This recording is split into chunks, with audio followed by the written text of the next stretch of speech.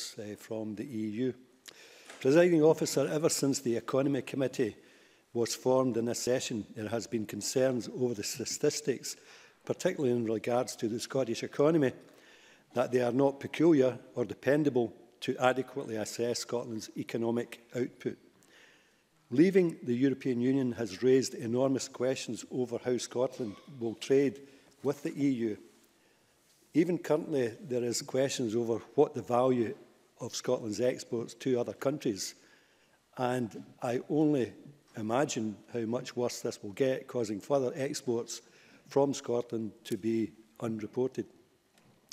During one committee session, we had the pleasure of having representatives from the Scottish Whisky Association, Scottish Engineering and Scotland Food and Drink Limited, all of which highlighted the problems with stats showing Scotland's export power.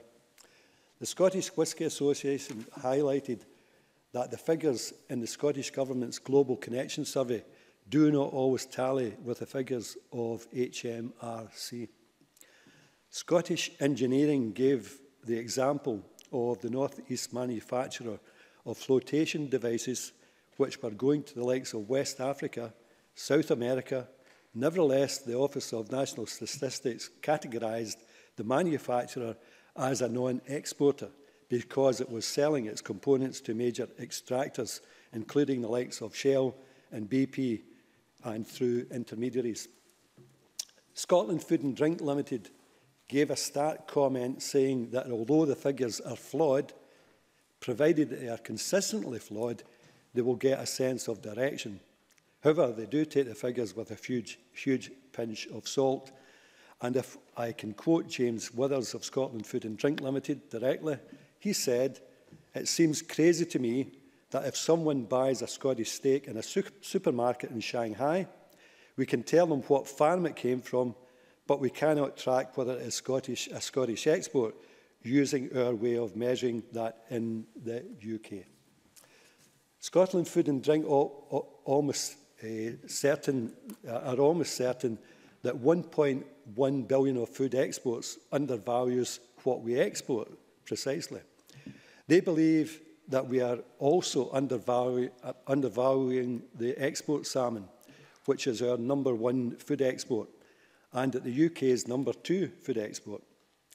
I fear Scotland's situation is becoming very similar to the Rotterdam effect, where trade in goods with the Netherlands is artificially inflated by those goods dispatched from or to arriving in Rotterdam, despite the ultimate destination or country of origin being located elsewhere.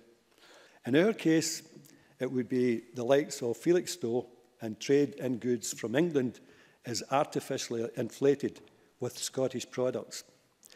This, of course. Lockhart. Very much.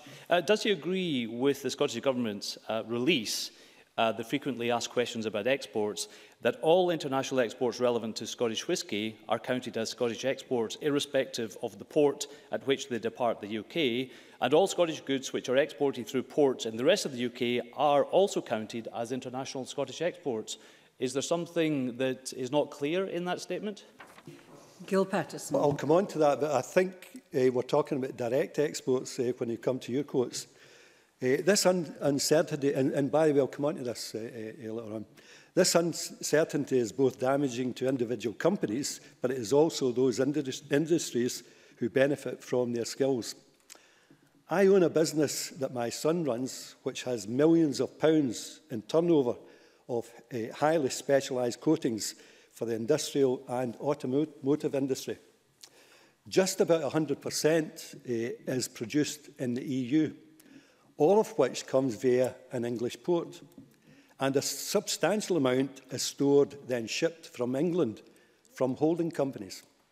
Therefore, I'm not sure, my business isn't sure, if any of this produce is registered as a Scottish import from the EU.